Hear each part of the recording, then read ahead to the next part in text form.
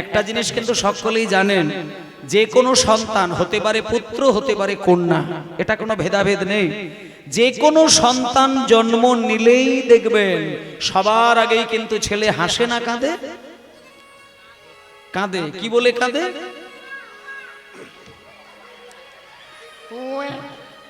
ছেলে যখন জন্ম নেয় মায়েদের একটা ধারণা আছে ছেলে নাকি ও মা ও মা ও মা বলে বলে কাঁদে। কিন্তু মায়েদেরকে একটা কথা বলি, যারা মনে মনে চিন্তা করেন যে ছেলে জন্ম নিয়ে মামা বলে কাঁদে, রামকৃষ্ণদেব তাদের জন্য একটা কথা বলেছেন যে ও মায়েরা একটু ভালো করে কান দিয়ে শোনো, ছেলেটা জন্ম নিয়ে ও মা বলছে না। ছেলেটা জন্ম নিয়ে একটু কান পেতে শোনো, ছেলেটা জন্ম নিয়ে বলছে ও না, ছেলেটা বলছে ও না। আর তোমরা মনে ভাবছো বোধহয় ছেলে বলতে চাইছে ও মা। মানে রামকৃষ্ণদেব কিন্তু সুন্দর করে বলেছে এই জায়গাটা, ছেলে যখন কোনো শিশু হেড মুন্ডে ঊর্ধ্ব পাদে মায়ের গর্ভে একটু একটু করে বড় হয়, সেইখানে সদা সর্বদা নয়ন মুদিত অবস্থায় শঙ্খ চক্র গদা পদ্মধারী নারায়ণকে দর্শন করে। এবার যখনই সেই ছেলেটা মায়ের গর্ভ থেকে পৃথিবীর মুখ দেখে, আর এইখানে এসে যাকেই প্রথমে দেখতে পায়, তাকে দেখতে পেয়ে ছেলেটা বলে ওঠে, আমি এতক্ষণ যাকে দেখে এলাম এ তো ও না। সেখানে দেখেছিল শঙ্খ চক্র গদা পদ্মধারী নারায়ণ, আর এখানে এসে দেখছে মায়াময় একটা মায়ের বদন। এ তো ও না, এ তো ও না, এ তো ও না। শুধু ছেলে কেন ভালো হয় না, ছেলে কেন খেতে দেয় না, ছেলে কেন বৃদ্ধ বয়সে আমাদেরকে সম্মান করে না, এই চিন্তা করে শুধু ব্যথা পাওয়ার কোনো প্রয়োজন নেই। সন্তানকে মানুষ করতে শেখারও দরকার আছে মায়েরা। একটা কথা বলি, বেটার বাপ হতে সাধ কেন চিতে, বেটা কি তোমায় করবে সুখী, শত বেটার বাবা হয়ে গেছে হাবা, রামায়ণে তার প্রমাণ দেখি। আজকে যদি কোনো বাড়িতে কোনো মায়ের কোলে যদি 4-5টা কন্যা সন্তান হয়, সেই মায়ের বুকের ব্যথাটাকে ধরে রাখার জায়গা নেই। কিন্তু যখনই দুটো পুত্র সন্তান হবে, জন্মদিনে 5000 করে লোক খাওয়াবে।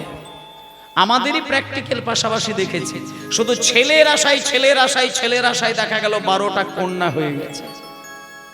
এখন বাঁচবে কি মরবে সেই টেনশনে দিন কাটাচ্ছে। কিন্তু একটা কথা আমি প্র্যাকটিক্যাল বলে দিই, 10টা ছেলের মা ছেলের বাবা হওয়াচ্ছে, এখন বর্তমানে একটা কন্যা সন্তান হলে তার কোটি শান্তির সাগর দেখা যায়। এখন বর্তমানে বৃদ্ধাশ্রমগুলো গিয়ে দেখবেন, বৃদ্ধাশ্রমগুলো শুধু উঁকি মেরে দেখে আসবেন মায়েরা। আমি আপনাদেরকে বলছি, নবদ্বীপ, বৃন্দাবন, দ্বারকা, মথুরায় বেড়াতে যাওয়ার আগে একদিন করে বৃদ্ধাশ্রমে গিয়ে একটা রাত কাটিয়ে আসবেন, আপনাদের অভিজ্ঞতা হবে। বৃদ্ধাশ্রমে যে বৃদ্ধ বৃদ্ধা মাগুলো বসে বসে কাঁদছে, তাদের খোঁজ নিয়ে দেখবেন। যে মা বাবাগুলো বৃদ্ধাশ্রমে বসে আছে, কোন কন্যা সন্তান কিন্তু কোনো মা বাবাকে বৃদ্ধাশ্রমে পাঠায় না। এটা 1 নম্বর। আর 2 নম্বর কথা হচ্ছে, কোন গরিব দুঃখী চাষি মাতাল দুস্থ রাজমিস্ত্রি কি যে কোনো ভাবে কোনো রকমে দিন কাটায় এমন কোন ছেলের মা বাবা দেখবেন বৃদ্ধাশ্রমে নেই।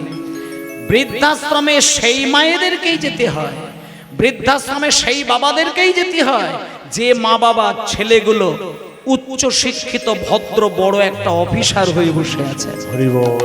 আমি প্র্যাকটিক্যাল কথা বলছি। আমি এ যাবৎ যত বৃদ্ধাশ্রমে গিয়েছি, ম্যাক্সিমাম মা বাবার কাছ থেকে আমি ভেতরের অন্তরের খবর আমি কান পেতে শুনেছি।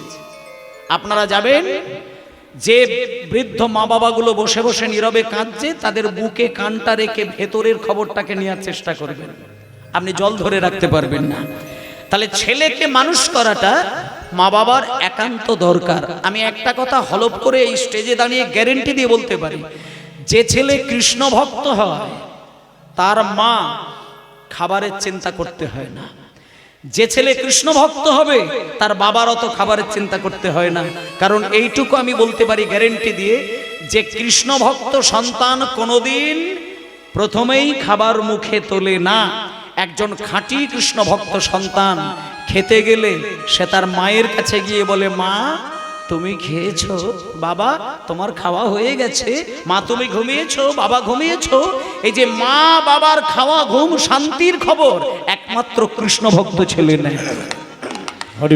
এবার অনেকে বলতে পারেন, বাবা কথাটা সম্পূর্ণ মিথ্যে, মানে ঠিক বলা যাবে না। কেন না? আমার প্রমাণে আমি পাশের গ্রামে দেখেছি, হয়তো অনেক কৃষ্ণ ভক্ত ছেলে আছে যারা মাকে খেতে দেয়নি, বাবাকে খেতে দেয়নি। কিন্তু আমি এটাও আপনাদের বলে দিই, আপনি যদি মনে করেন কাউকে যে কোনো কৃষ্ণ ভক্ত সন্তান তার মাকে খেতে দেয়নি, আপনি যদি মনে করেন কোনো কৃষ্ণ ভক্ত সন্তান তার বাবাকে খেতে দেয়নি, আমি এইটুকু নিশ্চিন্তে বলে দিচ্ছি, ও কৃষ্ণ ভক্ত নয়, ও কপট। ওর গলা ভর্তি তুলসী মালা থাকলেও, সর্ব অঙ্গে তিলক সেবা করা থাকলেও, ধুতি পাঞ্জাবি পরে জপের মালায় নাম করলেও ওর ভেতরে কৃষ্ণ ভক্ত নেই, ও কপট, ও মুখোশধারী। আর যার ভেতরে কৃষ্ণ ভক্ত থাকবে সে মায়ের খবর না নিয়ে সে কোনোদিন নিজে খাবার খায় না। নিতাই গৌর প্রেমানন্দে। এই জন্য মায়েদেরকে একটা কথা বলি, আজকে মুকুন্দ সরকার দেখুন, আপনাদেরও বাড়িতে এখানে যারা শাশুড়ি মা শ্বশুর মশাই আছেন, যখন আপনার বৌমার সন্তান হবে, কি পুত্র কি কন্যা ভেদাভেদ করবেন না। যে কোনো সন্তান যখন জন্ম নেবে কি করার দরকার, আজকে দেখুন মুকুন্দ সরকারকে দেখে নিন। দেখতে দেখতে ছেলেটার 5 বছর বয়স। আমি এইখানে মায়েদেরকে একটা কথা বলবো, আপনারা তো নবদ্বীপে গেছেন, নবদ্বীপে অনেকেই গেছেন, আর যারা যাননি তারা অবশ্যই যাবেন। আর একটা কথা বলে দিচ্ছি, নবদ্বীপে যদি কোনোদিন গিয়ে থাকেন বা নাও গিয়ে থাকেন, গিয়ে দেখে আসবেন, ভারতবর্ষ থেকে নয়, ভারতের বাইরে থেকে কিছু বিদেশি লোক নবদ্বীপে এসেছেন মা বাবার কোলে চড়ে। বয়স কত হবে? 5 বছর, 7 বছর, 8 বছর, 10 বছর, 12 বছর। কিন্তু আপনারা শুধু দাঁড়িয়ে দাঁড়িয়ে যদি একটা কাণ্ড দেখেন না, নিজেদেরকে সংশোধন করতে পারবেন। বিদেশ থেকে মা বাবাগুলো এসেছেন, তাদের কোলের বাচ্চা 8 বছর 10 বছর বয়স, কিভাবে তাদেরকে শিক্ষা দিয়েছে আপনি হিসাবই পাবেন না। 6, 7, 8, 10 বছর বয়সের ছেলে মেয়েগুলো তাদের কোলের মধ্যে খোল তৈরি করে দিয়েছে। যেমন এই যে শিখন বাজছে, নবদ্বীপে গেলে দেখবেন ছোট্ট ছোট্ট খোল পাওয়া যায়, ছোট্ট ছোট্ট খোল তৈরি করা পাওয়া যায়। সেই নবদ্বীপে বিদেশি বাচ্চাগুলো এসে তাদের মা বাবার কোলে বসে কোলের মধ্যে খোল বাজিয়ে বাজিয়ে তারা মধুর সুরে গৌর হরির নাম করছে। আর সব থেকে বড় কথা হচ্ছে, শুধু নাম করছে নয়, বাচ্চা বাচ্চা ছেলেগুলো চোখ থেকে বিন্দু বিন্দু জল গড়িয়ে যাচ্ছে। কিসের ভক্তি? এই শিক্ষাগুলো কোথা থেকে আসে? একটা 8 বছর 10 বছরের ছেলে গৌরাঙ্গের নাম করতে গিয়ে চোখ ছলছল করে উঠছে, চোখ থেকে অশ্রু বিগলিত হচ্ছে। এটা একমাত্র মা বাবার শিক্ষা না হলে হয় না। তাই এখানে যারা মা বাবা আছেন তাদেরকেও আমি বলবো, সন্তান যখন প্রথম দিনে জন্ম নেবে, সদ্যজাত ছেলেকে যেটা করণীয় সেটা বলে দিই। সদ্যজাত ছেলে যখনই হবে, সঙ্গে সঙ্গে দুটো কানে একটু প্রাণ ভরে ভগবানের নাম কীর্তনটা শুনিয়ে দেবে। হরি বল, হরি বল। যদি জন্মের শুভক্ষণে যদি কোনো সন্তানের কান দিয়ে হৃদয়ে কৃষ্ণ নাম বয়ে যায়, সেই ছেলে একদিন বড় হয়ে কৃষ্ণ ভজন করবেই করবে। তা ভক্তমণ্ডলী মায়েরা, আজকে দেখতে দেখতে রঘুনন্দনের 1 বছর 2 বছর 3 বছর 4 বছর 5 বছর বয়স হলো। 5টা বছরের ছেলেটা যখন হয়েছে, একদিনকে কি ঘটনা ঘটলো দেখুন। ভোরের বেলায় ভাগবত পাঠ হচ্ছে, ভোরবেলায় ভাগবত পাঠ করছে, কোনোদিন কোনো শ্রোতা হয় না। ভোরের বেলায় ভাগবত পাঠ হচ্ছে, কোনোদিন কোনো শ্রোতা হয় না। কিন্তু আজকে দেখা যাচ্ছে, আস্তে আস্তে আস্তে আজকে দেখা যাচ্ছে ছোট্ট ছেলেটা, ওমা দাঁড়াও দাঁড়াও একটু দাঁড়াও একটু দাঁড়াও একটু দাঁড়াও। এই মনে করুন রাত্রির এই 11টা 12টার সময় কীর্তন হচ্ছে, আপনারা মন দিয়ে শুনছেন। কিন্তু কোনোদিন যদি হঠাৎ করে ভোর 3টের সময় ভাগবত পাঠের আসর তৈরি হয়, কতজন আসবেন ভক্ত? এমনি সন্ধ্যাবেলা কীর্তন হলে সবাই আসেন, আর ভোরবেলা ভাগবত পাঠ হলে কে লাইন দেবে?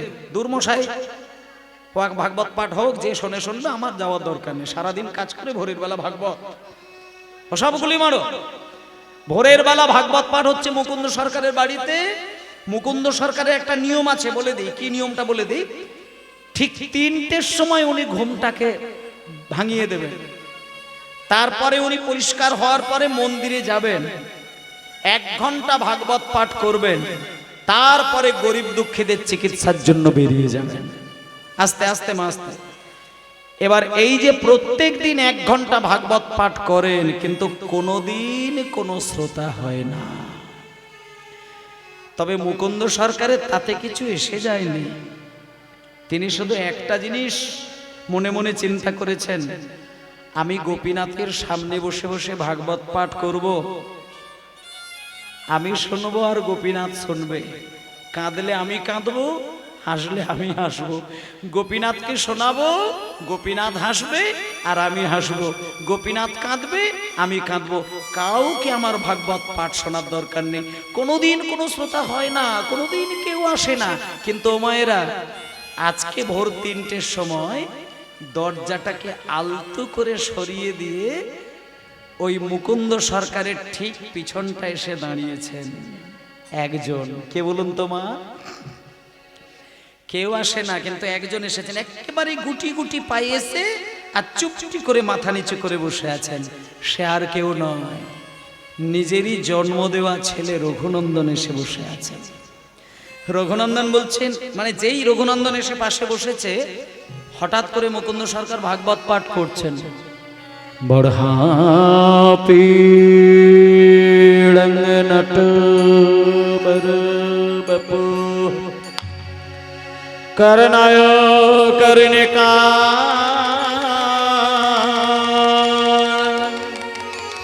বিদ্রোহ দাস কনক কপীশন বয়ে জয়ন্তীর মা।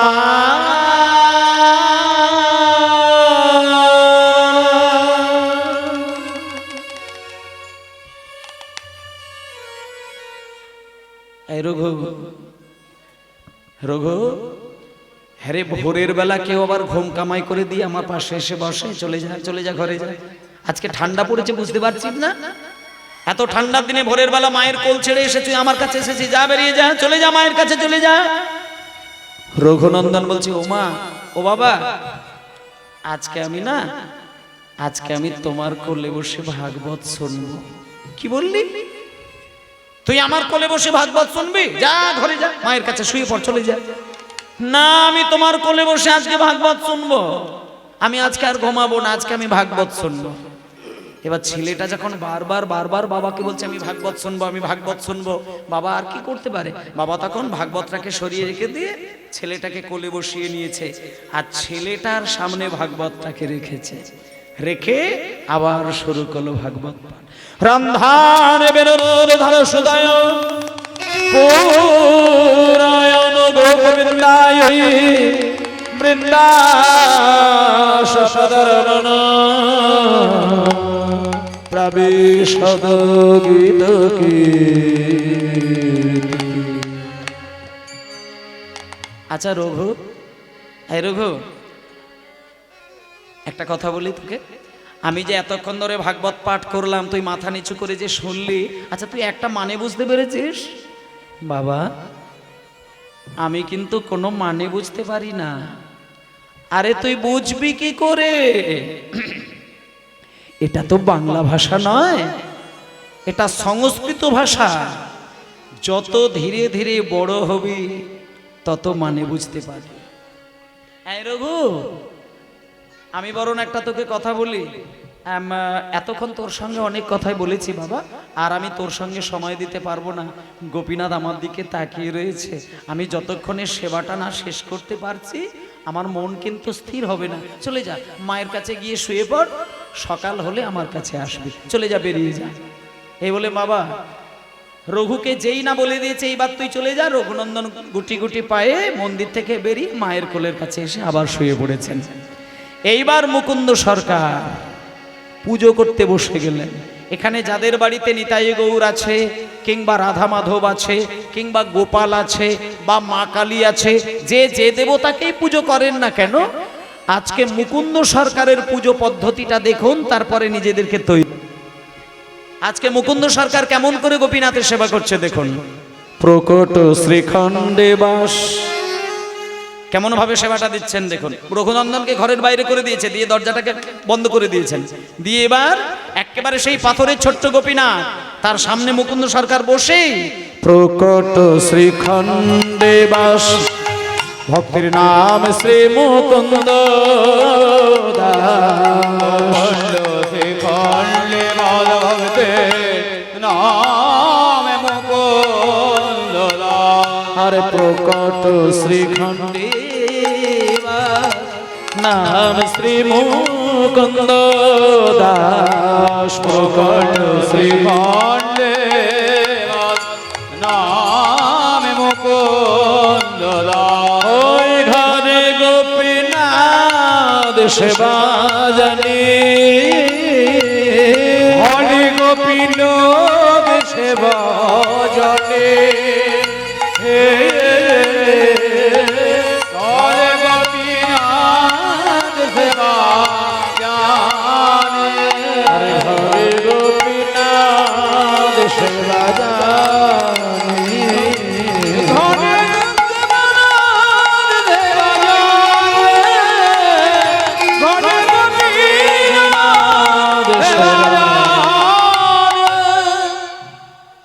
মুকুন্দ সরকার গোপীনাথের কাছে পুজো করতে বসেছেন। 5টা তুলসী পাতাতে চন্দন মাখিয়েছেন। একটা তুলসী পাতা ওই গোপীনাথের বাম চরণে দিয়েছেন, দ্বিতীয় তুলসী পাতাটা ডান চরণে দিতে যাবে, এখনো দেওয়া হয়নি, সবে মাত্র একটা দিয়েছে, একটা চরণে দেবে।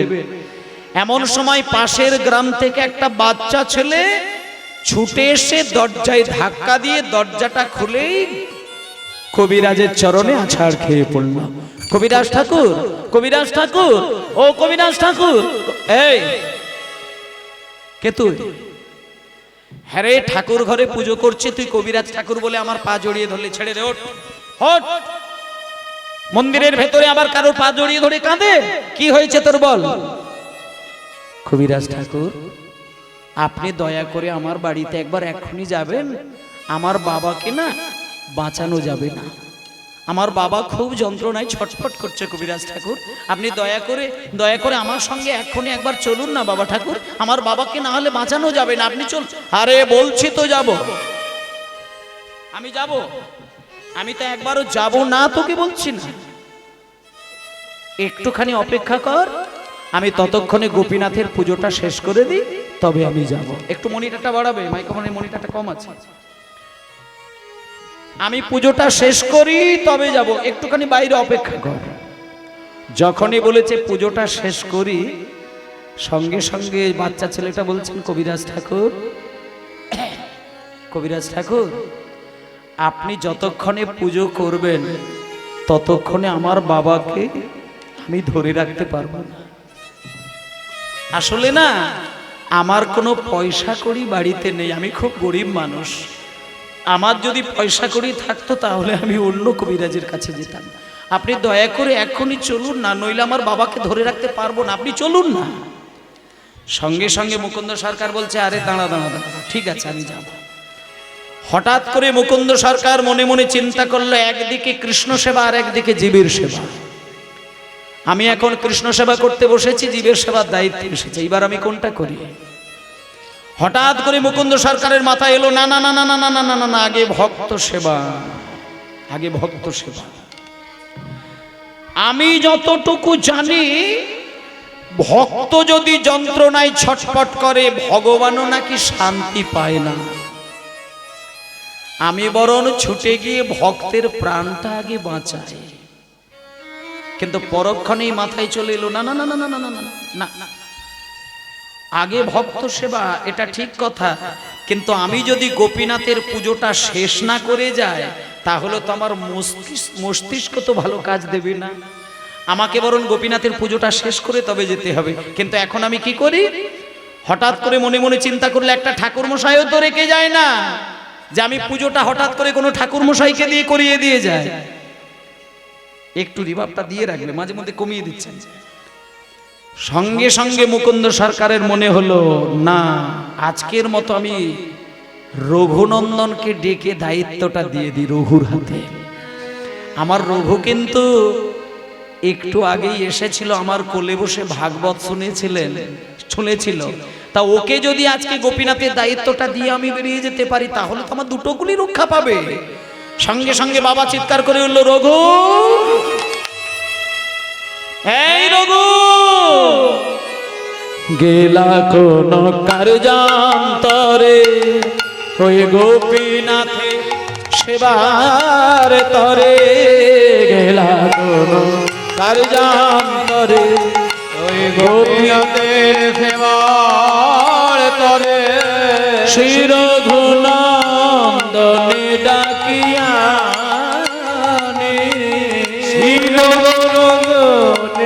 ডাকিয়াবে, আর শ্রী রঘুনন্দনে ডাকিয়ানে, রঘুনন্দনে ডাকিয়ানে, শ্রী রঘুনন্দনে ডাকিয়ানে, রঘুনন্দনে ডাকিয়ানে, শ্রী রঘুনন্দনে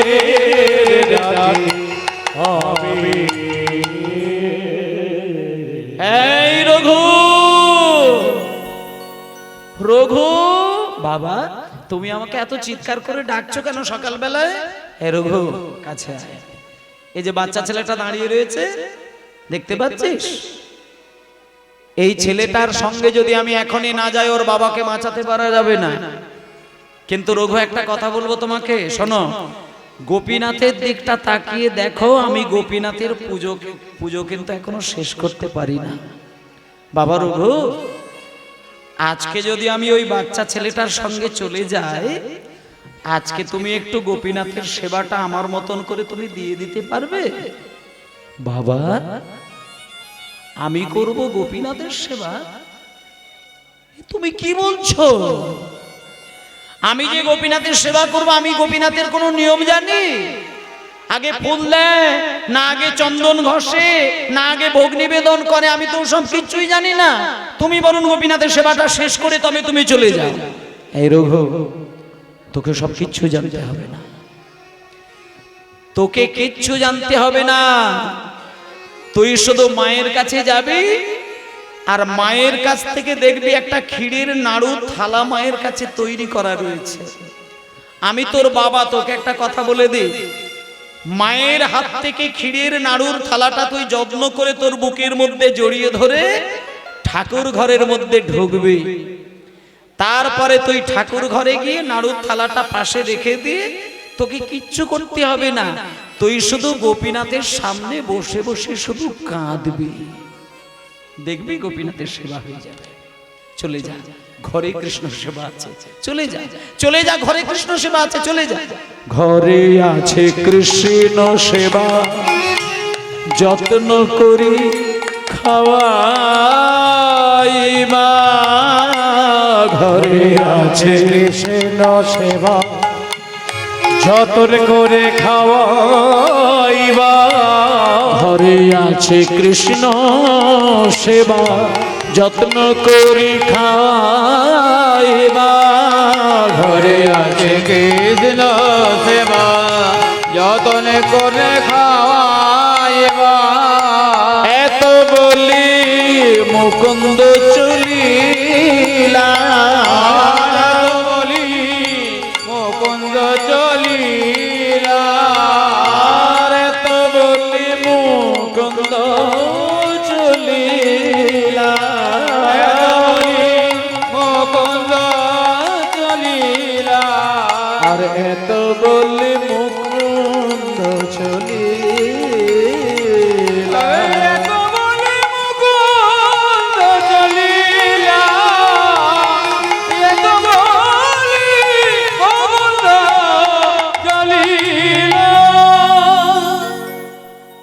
সরকার ছেলেটার উপরে দায়িত্বটা অর্পণ করে যখন তাড়াহুড়ো করে বেরিয়ে যাচ্ছে মায়েরা, হঠাৎ করে ওই বাচ্চা ছেলে রঘুনন্দন চট করে ছুটে গিয়ে বাবার চরণ দুটো জড়িয়ে ধরে বলছে, বাবা দাঁড়াও দাঁড়াও দাঁড়াও দাঁড়াও দাঁড়াও, তুমি চলে যাচ্ছ কোথায়? তুমি যে আমাকে দায়িত্বটা দিয়ে বেরিয়ে যাচ্ছ, আমি গোপীনাথের সেবা করতে গেলে মিনিমাম তো মন্তর জানার দরকার, তা আমি তো মন্তরটাই শিখি না। কি বললি? মন্তর? আর একবার বলতো দেখি, মন্তর। বারবার বল, মন্তর মন্তর মন্তর মন্তর মন্তর মন্তর মন্তর। এই রঘু, বারবার যদি বলা হচ্ছে কি হচ্ছে জানিস তো? বারবার বললেই বলা হচ্ছে মন্তর মন্তর মন্তর মন্তর মন্তর মন্তর। মন তোর, মন তোর। ওরে রঘু, মনের সঙ্গে ত্র যোগ করলে তবে মন্ত্র হয়ে যায়। আর মন মানে হচ্ছে হৃদয়, আর ত্র মানে হচ্ছে ত্রাণ, মানে স্নান করা। ত্রাণ মানে হচ্ছে পরিষ্কার করা। কিন্তু বাবা রঘু, তুই তো বাচ্চা ছেলে, মনে যদি নোংরা থাকে তবে তো মনকে পরিষ্কার করতে হয়। তুই তো বাচ্চা ছেলে, তোর মনে এখনো কোনো নোংরা আসে না। তুই বরং একটা কাজ কর, এখন তোকে মন্ত্র শিখতেও হবে না আর তোকে শুনতেও হবে না। তুই শুধু ঠাকুর ঘরে গিয়ে ওই নাম ধরে ধরে কেঁদে যা, দেখবি ভগবানের সেবা হয়ে যাবে। এবার মায়ের একটা কথা বলি, রঘুনন্দন কিন্তু একটা প্রশ্ন করেছে বাবা। রঘুনন্দন বাবাকে বলছে, বাবা ও বাবা, আজকে আমি ওই গোপীনাথের মন্দিরে যদি আমি একা যাই আর তুমি যদি বেরিয়ে যাও, আজকে আমি গোপীনাথের সামনে যদি নাড়ুর থালাটা নিয়ে যাই, গোপীনাথ ওই মানে আমার হাতে নাড়ু খাবে? কেন খাবে না? কেন খাবে না? ধ্রুবর হাতে খেয়েছে, প্রহ্লাদের হাতে খেয়েছে, তোর হাতে খাবে না কেন? আচ্ছা বাবা, তুই কি বুঝতে পারছিস না যে আমার দেরি হয়ে যাচ্ছে, ওর বাবাকে বাঁচাতে পারা যাবে না? অনেকক্ষণ ধরে ছেলেটা ছটফট করছে। যা, তুই মায়ের কাছে নাড়ুর থালা নিয়ে চলে যা, আমি বেরিয়ে যাচ্ছি, যা। ঘরে আছে কৃষ্ণ সেবা, যত্ন করে খাওয়াইবা।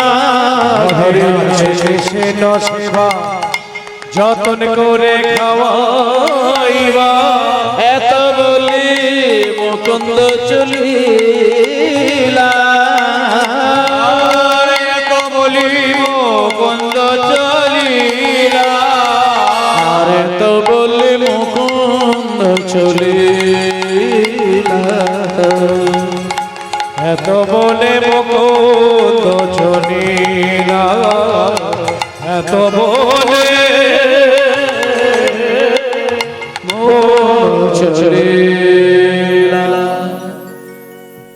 মায়েদেরকে এইবার বলি, রঘুনন্দন রয়ে গেল, বাবা বেরিয়ে গেল। আর রঘুনন্দনকে বাবা কিন্তু একটা কথা বলে দিয়েছিল যে গোপীনাথের কাছে গেলে গোপীনাথ খায়। আর বেটা রঘুনন্দন সে ভেবেছে বুঝি গোপীনাথ মানুষের মতো নাড়ু খায়। এক বিন্দু বানানো গল্প নয়, সত্য ঘটনা। আজকে রঘুনন্দন মায়ের কাছ থেকে নাড়ুর থালাটা চাইছে। ও মা, মা, ও মা, মা। এই রঘু, কি হয়েছে তো? ও মা, আজকে বাবা বলেছে আজকে আমি গোপীনাথের সেবা করব, আজকে তুমি আমাকে নাড়ুর থালা দাও।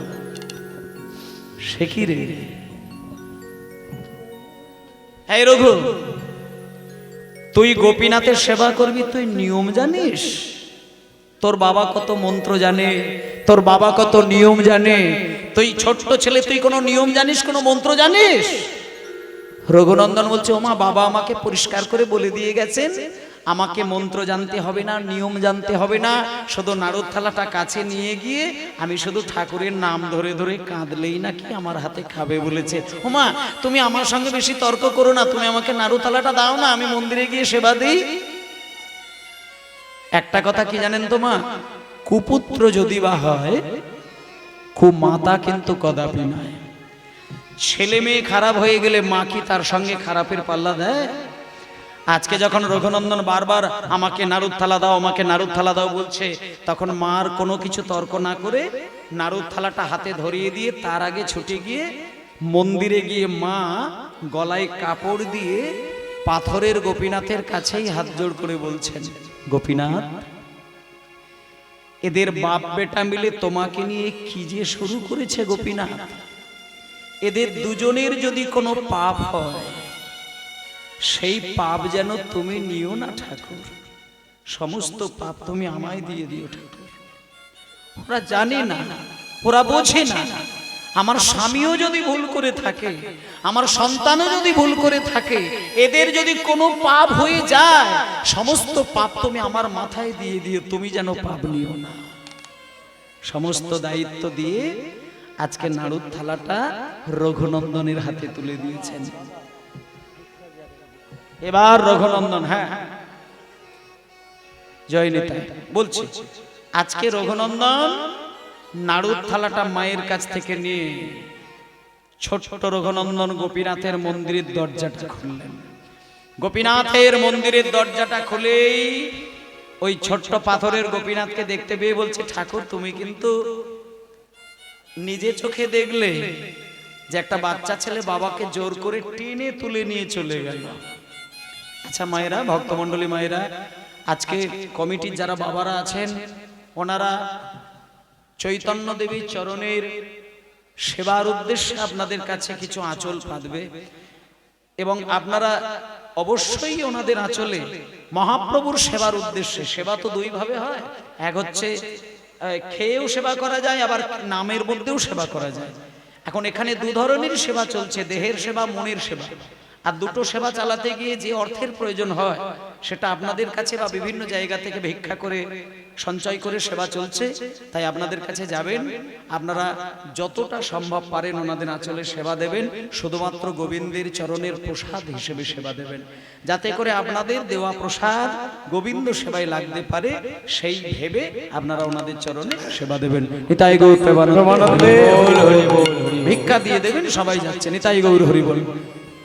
এত বলি গোপীনাথের সম্মুখে ধরিলা, এত বলি গোপীনাথের সম্মুখে ধরিলা, আর গোপীনাথের সম্মুখে ধরিলা, ওই গোপীনাথের সম্মুখে ধরিয়া, গোপীনাথের সম্মুখে ধরিয়া। ঠাকুর, ও ঠাকুর, আমি কিন্তু তোমার কোনো পুজোর নিয়ম জানি না ঠাকুর। আমাকে তো দেখতে পাচ্ছ আমি একটা বাচ্চা ছেলে, বাবা আমাকে শুধু দায়িত্বটা দিয়ে বাবা বেরিয়ে গেল। ঠাকুর আজকে না মা সারা রাত্রির জেগে জেগে নাড়ু তৈরি করেছে, খুব মিষ্টি নাড়ু গোপীনাথ। আজকে তুমি শুধু এই থালা থেকে একটা নাড়ু তুমি হাতে তুলে খাও, আর কাল থেকে বাবা আবার তোমাকে যেমন করে সেবা দিচ্ছে তেমন করে সেবা দেবে। এসো ঠাকুর, এসো এসো, হ্যাঁ না হ্যাঁ না হ্যাঁ নাও, তুমি তুলে খেয়ে নাও। ও গো গোপীনাথ,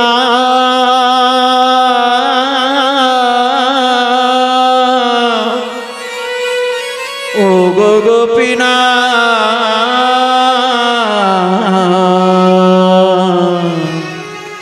গোপীনাথ।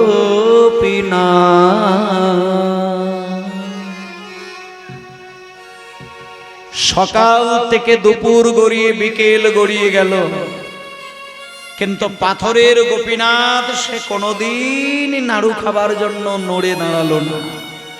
মায়েরা, যেমন ভাবে বাবা গোপীনাথকে বেদির উপরে দাঁড় করিয়ে দিয়ে গেছিলেন, গোপীনাথ তেমন ভাবে বেদির উপরে বাঁশি নিয়ে দাঁড়িয়ে রইল। কিন্তু রঘুনন্দন সকাল থেকে সমানে বলে যাচ্ছে, গোপীনাথ নাড়ু খাও, গোপীনাথ নাড়ু খাও, গোপীনাথ নাড়ু খাও, কিন্তু গোপীনাথ কিন্তু কোনোভাবে নাড়ু খাচ্ছেন না। এবার ছেলেটা রঘুনন্দন মনে মনে ভাবছে, কি ও আচ্ছা আচ্ছা আচ্ছা, এইবার বুঝতে পেরেছি বুঝতে পেরেছি। আসলে আমার মনে হচ্ছে ঠাকুর তুমি আসলে খুব লাজুক ঠাকুর। বাবা যখনই পুজো করে আমি দেখেছি বাবা দরজা জানালা ভেতর থেকে বন্ধ করে দেয়, আর আমি দরজা জানালা বন্ধ করি না বলে তুমি খাচ্ছ না। এইবার আমি বুঝতে পেরেছি, ঠিক আছে আমি দরজা বন্ধ করে দিচ্ছি, জানালা বন্ধ করে দিচ্ছি। এই বলে রঘুনন্দন দরজা জানালা সবই বন্ধ করে দিল, কিন্তু গোপীনাথ নাড়ু খেল না। তারপরে আবার হাতে একটা বাঁশি ধরানো ছিল, মনে মনে ভাবলো হাতে হয়তো বাঁশি ধরানো আছে বলে হাত দিয়ে নাড়ুটা খেতে পাচ্ছে না, তাই জন্য আমি বাঁশিটা নামিয়ে দিই। এই বলে রঘুনন্দন তাড়াহুড়ো করে গোপীনাথের হাত থেকে বাঁশিটাকে নাড়িয়ে নিচে নেমে দিল, বাঁশিটাকে নামিয়ে দিল। তাতেও গোপীনাথ নাড়ু খেল না। এইবার রঘুনন্দন বলছে, ঠাকুর তোমার বাঁশি নামিয়ে দিলাম, মাথার চূড়াটাকে নামিয়ে দিলাম, দরজা জানালা বন্ধ করে দিলাম, তবুও তুমি নাড়ু খাবে না। এইবার আমি বুঝতে পেরেছি তুমি কেন নাড়ু খাবে না। তুমি আসলে বাবার ওপরে আমার মনে হয় রাগ করেছো। বাবা তোমাকে সাজাতে সাজাতে চলে গেছে, তো তাই তুমি বাবার ওপরে রাগ করেছো। আচ্ছা ঠিক আছে গোপীনাথ, তুমি বাবার ওপরে কোনো রাগ করো না, আজকে আমি তোমাকে সাজিয়ে দেব। বাবা তো কোনোদিন সাজানো তোমার মাঝপথে রেখে দিয়ে যায় না গোপীনাথ। আজকে বাবা সাজাচ্ছিল, কিন্তু একটা বাচ্চা ছেলে জোর করে হাত ধরে টেনে নিয়ে চলে গেল। ও ঠাকুর, তুমি বাবার উপরে বৃথা কোনো রাগ করো না, আজকে আমি তোমাকে যেমন পারবো তেমন করে আমি সাজিয়ে দেব। তা ভক্তমণ্ডলী মায়েরা, আজকে রঘুনন্দন বেদি থেকে ছোট্ট গোপীনাথকে নাড়িয়ে টেনে নিয়ে নিজের কোলে বসিয়ে নিয়ে বাবা যে ধুতি, ওড়না, উড়হনি, অলংকার সাজিয়ে পরিয়ে রেখে দিয়ে যায়, সেইগুলো রঘুনন্দন সব খুলে দিয়েছে, দিয়ে নূতন করে নিজের মতন করে সাজিয়ে দিচ্ছেন।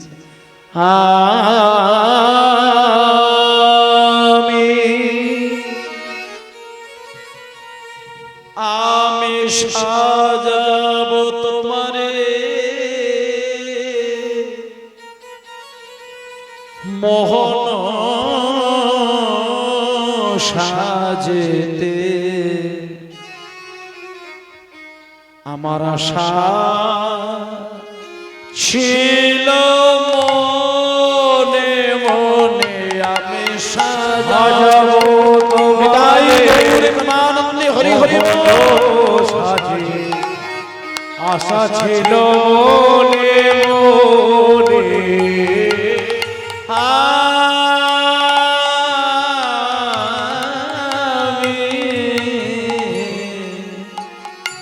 আমি সাজাবো তোমারে মোহন সাজে, আশা ছিল মনে মনে, আমি সাজাবো তোমারে মোহন সাজে, আশা ছিল মনে মনে। কয়েক ঘন্টা ধরে রঘুনন্দন সাজাচ্ছে, সাজাতে সাজাতে সাজাতে সাজাতে বিকেল গড়িয়ে সন্ধ্যা নামতে শুরু করলো। এমন সময় রঘুনন্দন বলছে, গোপীনাথ আমি এতক্ষণ ধরে তোমাকে সাজালাম, ডাকলাম, কাঁদলাম, তবুও তুমি আমার হাতে নাড়ু খাবে না। এইবার আমি তোমার সামনে মরবো গোপীনাথ, আমি তোমার সামনে মরবো। তুমি যদি আমার হাতে নাড়ু না খাও, আমার বাবাকে আর আমি আমার এই কালো মুখ আমি কখনো দেখাবো না গোপীনাথ, আমি তোমার সামনে মরবো। মাকে সে করে গলাবো কতদিন হচ্ছে? হ্যাঁ, আজকে আমি তোমার সামনে মরবো গোপীনাথ। এই বলে রঘুনন্দন থালাটাকে সরিয়ে দিয়ে পাথরের বেদির উপরে ছোট্ট রঘুনন্দন মাথা ঠুকতে লাগলো। গোপীনাথ, গোপীনাথ, গোপীনাথ, গোপী,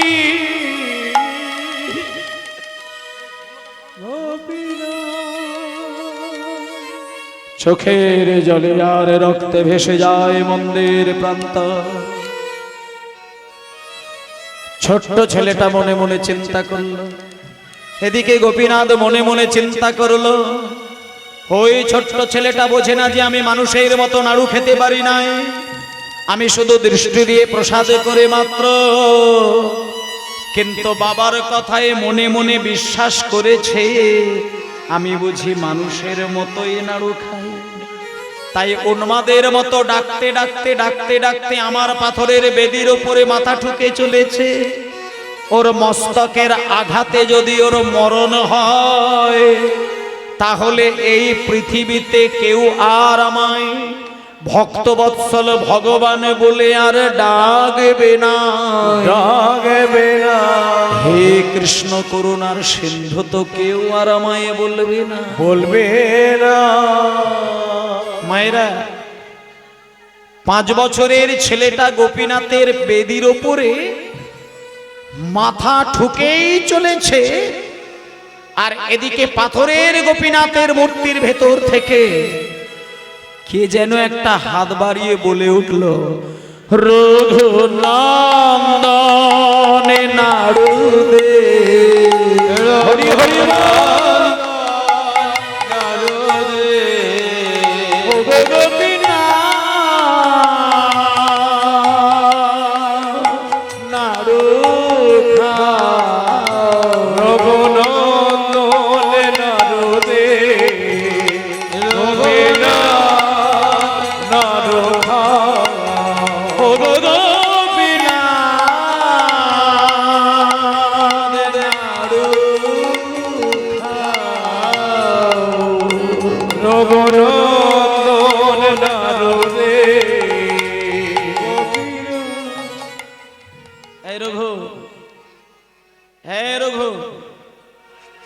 কোনদিন তোর বাবার হাতে আমি কিন্তু ছুটে গিয়ে এত নাড়ু খাই না।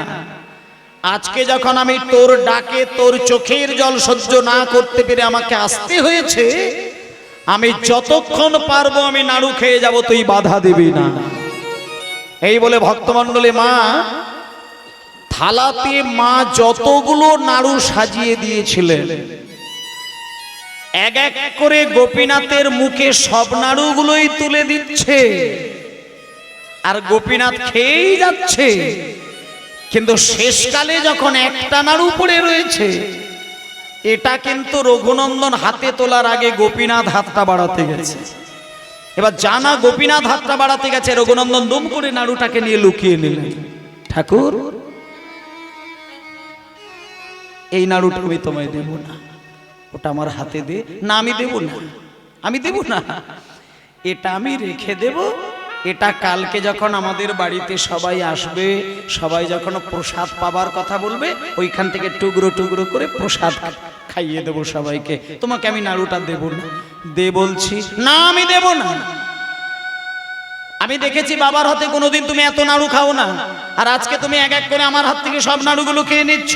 সব নাড়ু যদি খেয়ে নাও, আমি প্রসাদ করে দেবো কি করে? আমি একটা নাড়ু দেব না, আমি এই একটা নাড়ু রেখে দেব। আমি যদি না দিই তুমি কি করবে? আমি দেব না, তুমি আমার কি করবে? রঘুনন্দন গোপীনাথকে বলছে তুমি আমার কি করবে? তখন গোপীনাথ বলছে কি করব, কি করব আমি? শেষকালের ওই নাড়ুটা আমি হাত পেতে চাইছি, তুই যদি আমার হাতে না দিস, কালকে যখন তোর বাবা মন্দিরে আমার কাছে আসবে না, আমি প্রথমেই বলে দেব রঘুনন্দনকে মন্দিরে পাঠিয়েছ, আমি নাড়ু চেয়েছি দেয়নি। হ্যাঁ, না না না না না না না ঠাকুর, এ কি, এ তুমি কি বলছো? না না না, ঠিক আছে ঠিক আছে ঠিক আছে। শোনো গোপীনাথ, তুমি বাবাকে বলো না, বাবাকে বলো না, বাবা আমার উপরে রেগে যাবে, তুমি বাবাকে বলো না। ঠিক আছে, আমি নাড়ুটা তোমার হাতে তুলে দিচ্ছি, কিন্তু গোপীনাথ এতগুলো নাড়ু তো আমি নিজে হাতে তোমার মুখে তুলে দিলাম, তুমি খেলে, তা আজকে এই শেষের নাড়ুটা তুমি হাত বাড়িয়ে চাইছো কেন ঠাকুর? আগে দে, তারপরে আমি তোকে সব বলছি। এইবার রঘুনন্দন যেই না শেষকালের নাড়ুটা নিয়ে গোপীনাথের ডান হাতে চাপিয়ে দিয়েছে, সঙ্গে সঙ্গে গোপীনাথ ডান হাতে নাড়ুটি নিয়ে রঘুনন্দনকে বলছে, ওরে রঘুনন্দন রে, আমি যে গীতায় প্রতিজ্ঞা করেছি, যে আমাকে যেমন ভাবে ভালোবাসে আমিও তাকে ঠিক তেমন ভাবে ভালোবাসি। এই কীর্তনের আসরে যদি কেউ মন প্রাণ দিয়ে আমার একটুখানি কীর্তন শুনতে পারে, আমি সারা জীবন মন দিয়ে তার হৃদয় মন্দিরে বসে কথা শুনি। আর যদি কেউ আমার কথা ভেবে ভেবে নয়ন জলে প্রাণ ভাসায়, গোলকে বসে বসে আমিও তার জন্য কাঁদি রে রঘু। তাই ওরে রঘুনন্দন রে, ভালো করে একটা কথা শুনে রাখ, তুই যে আমাকে এতগুলো নাড়ু এক এক করে তোর ছোট্ট হাতে আমার মুখে তুলে দিলি, এইবার শেষকালে আমি যদি একটা নাড়ু তোর হাতে না তুলে দিই, তোর মুখে না তুলে দিতে পারি, তাহলে যে আমি ভগবান হয়ে গীতার প্রতিজ্ঞা আমি ভঙ্গ করব। তাই ওরে রঘুনন্দন মুখ হরি হরি হরি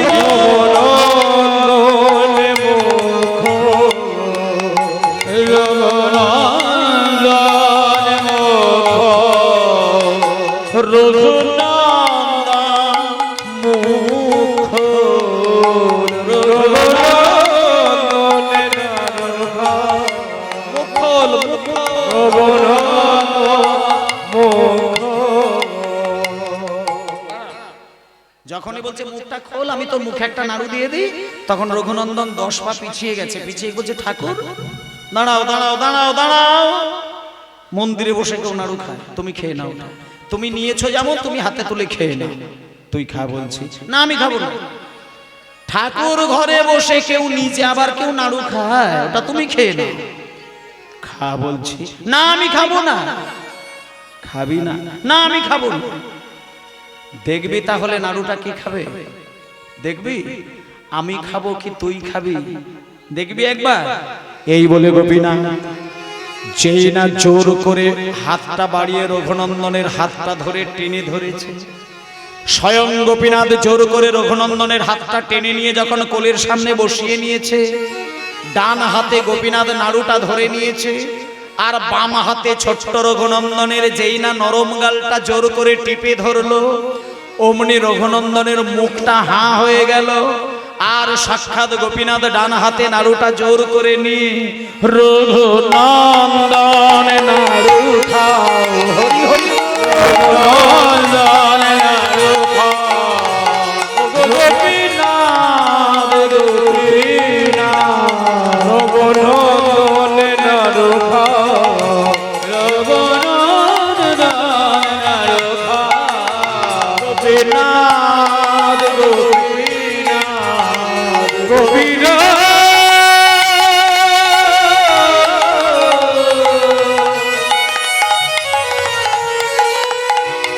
গোপীনাথ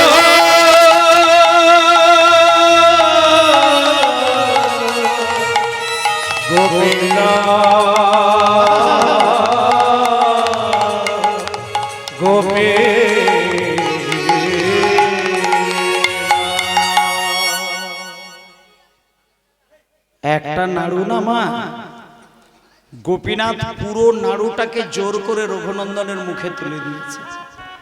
এবার রঘুনন্দন তো কষ্ট করে নাড়ুটা চিবিয়ে চিবিয়ে খাচ্ছে, যখন খাওয়াটা সম্পূর্ণ হয়ে গেল তখন এইবার গোপীনাথ বলছে, এই রঘু তোর সেবা হয়ে গেছে, পুজো হয়ে গেছে, এইবার বাইরে চলে যা, চলে যা বাইরে চলে যা, আর কথা বলিস না। এবার যখনই রঘুনন্দন পিছনটা ঘুরেছে বাইরে যাবে, সঙ্গে সঙ্গে তখন গোপীনাথ পিছন থেকে হাতটা ধরে বলছে, যাচ্ছিস কোথায়? আমার বাঁশিটা নামিয়েছিলি মনে নেই? বাঁশিটা ধরিয়ে দিয়ে যা, আমার মাথা চূড়াটা পরিয়ে দিয়ে যা। আবার রঘুনন্দন বাঁশি ধরিয়ে দিচ্ছে, চূড়াটা পরিয়ে দিচ্ছে। দেখতে দেখতে তো প্রায় সন্ধ্যা হতে যায়। রঘুনন্দনের মা ভাবছে ছেলেটা সকালবেলা মন্দিরে, এখনো বার হওয়ার নাম নেই। হ্যাঁ রঘু বলে ছুটে গিয়ে যেই দরজার সামনে দাঁড়ালো, তৎক্ষণাৎ রঘুনন্দন, হ্যাঁ রে এই খোকা, সকাল থেকে মন্দিরে বেরিয়েছিস তো তোর নাড়ু থালাটা খালি কেন? মা আজকে নাড়ুর থালা কেন খালি জানো? আজকে না ওই মানে ওই এই যে নাড়ু থালাটা পুরো খালি হয়ে গেছে না, আজকে তোমার ওই মন্দিরের ভেতরে যে গোপীনাথ এক এক করে সব নাড়ুগুলো খেয়ে নিয়েছে। বাহ বাহ বাবা, তার মানে এইবার বুঝতে পেরেছি, সকাল থেকে বিকেল পর্যন্ত আমি ভাবছি তুমি সেবা দিচ্ছ, তার মানে তুমি এতক্ষণ ধরে নাড়ুগুলো চিবাচ্ছিলে। মা কি বলছো তুমি? আমি নাড়ু খেয়েছি। তুমি গোপীনাথ দাঁড়িয়ে রয়েছে, তুমি গোপীনাথকে জিজ্ঞেস করো। বাবা বাবা বাবা, গোপীনাথকে জিজ্ঞেস করো। আমি গোপীনাথকে জিজ্ঞেস করবো আর গোপীনাথ বলবে আমি নাড়ু খেয়েছি। সত্যি করে বল, তুই আমার সামনে সত্যি করে বল নাড়ুগুলো কে খেয়েছে, মিথ্যে কথা বলবি না। সত্যি মা, আমি মিথ্যে কথা বলছি না, আমি তোমার পা ছুঁয়ে বলছি আমি নাড়ু খাইনি। তুমি জিজ্ঞেস করো গোপীনাথ নাড়ু খেয়েছে। এবার মা বলছে তুই নাড়ু খাস না? আমি নাড়ু খাই। সামনে আয় তো দেখি, সামনে আয়। এইবার মা যখনই রঘুনন্দনকে সামনে ডেকে নিয়ে রঘুনন্দনের গালটা দেখতে গেল, অমনি দেখতে পেল দাঁতের ফাঁকে নাড়ু লেগে রয়েছে। কিরে, তখন থেকে আমি বারবার জিজ্ঞেস করছি কে নাড়ু খেয়েছে, কে নাড়ু খেয়েছে, সমানে বলছিস গোপীনাথ খেয়েছে। তা তোর গোপীনাথ যদি নাড়ু খাবে তো তোর দাঁতের ফাঁকে নাড়ু কেন? রঘুনন্দন বলছে মা, ও আসলে ওই আমার দাঁতের ফাঁকে নাড়ুটা কেন লেগে আছে জানো তো, মানে আমার মনে নেই। আসলে গোপীনাথ থালার সব নাড়ুগুলো খেয়ে নিয়েছিল, শুধু শেষের একটা ছোট্ট নাড়ু, ওটা আমি কিছুতেই খাবো না, জোর করে আমার মুখে তুলে দিল। বাহ বাহ, একটা মিথ্যে কথা বলতে গেলে যে সাজিয়ে সাজিয়ে 10টা মিথ্যে কথা বলতে হয়। তুমি এই বয়সে তৈরি হয়ে গিয়েছো। তোমার বাবা তোমাকে নিয়ে কত বড় স্বপ্ন দেখেছে। তোমার বাবা ভেবেছে যে আমাদের অবর্তমানে তুমি একটা কৃষ্ণ ভক্ত হবে, আর তা না প্রথম দিনে তুমি মন্দিরে গিয়ে কাঁচা মিথ্যে কথা শুরু করেছো। বাহ, খুব ভালো, খুব ভালো। তোমার বাবা আসুক, তোমার বাবা আসুক, তোমার বাবাও তের সেই রকম ব্যক্তি, সারাদিন চিকিৎসা করে এসে বাড়িতে যদি গোবিন্দের প্রসাদ না পায় সে 24 ঘন্টা কিচ্ছু খাবে না। তা তোমার বাবা আসুক, আমি ততক্ষণে লুকিয়ে লুকিয়ে 4টে নাড়ু তৈরি করে তাতে তুলসী পাতা দিয়ে ওগুলোকে প্রসাদ বলে আমি চালিয়ে দেব। তারপরে যখন খাওয়া দাওয়া সারা হয়ে যাবে, তারপর শেষকালে আমি সন্ধ্যাবেলা সব ঘটনা বলবো। এই বলে তাড়াহুড়ো করে মা নাড়ু তৈরি করতে গেছে পাশের বাড়িতে। এবার উল্টো দরজা দিয়ে মুকুন্দ সরকার চলে এসেছেন। আসিয়া মুকুন্দ দাস কহে বালকের পাশ, হরি হরি বল, কহে বালকের দাস। আসিয়া মুকুন্দ দাস কহে বালকের পাশ, মুকুন্দ দাস কহে বালকের দাস। আরে প্রসাদ নৈবেদ্য আনো দেখি,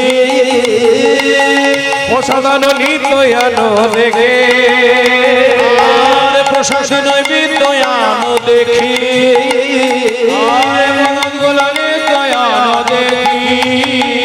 আর শিশু কহে বাবা শোনো সকলে খাইলা যেন, শোনো সবই খাইল শিশু কহে বাবু শোনো সকলে খাইলা যেন, বাবু যেন সকলে খাইয়া যেন, অবশেষ কিছু নাহি রাখে, অবশেষ কিছু নাই রাখে, অবশেষে কিছু নাই রাখে, অবশেষ কিছু নাহি রাখি, অবশেষে কিছু নাই রাখে।